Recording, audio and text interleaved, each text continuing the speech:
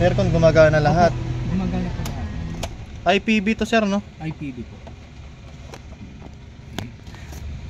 Hirap yan. Po ay Isuzu IPV, power on tayo. Power on. Hindi nangyari yung kahit minute. Tingnan natin mga pointer niya. Blackout po ito, nakita niyo naman sa video. Power on natin. Yun, power on, may Odo na. Display niyo yung kanyang Odo. Yung mga kasama ko, hindi na po makapagsalita. Yung pastor natin, sabi tatay. Okay na, nag-power na siya. Yun.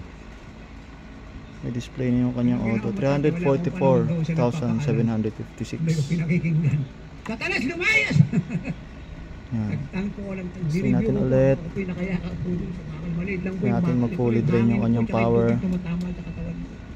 And Isuzu IPV after repair, power on, wala pong odometer display, walang function yung mga needle, indicators lang. Pero indicators wala ka ngayon, sisindi to pag sinalpak na natin. Tingnan natin kung gagalaw na siya. Ito po yung bahay nila. Ayun, gumalaw na. And meron na ring odometer display. Okay na po. Bench testing tayo. Gumana na po siya. Salpak na lang po sa unit pagbalik ni customer. Okay na po. Ayan po, Isuzu IPV, power on, blackout repair.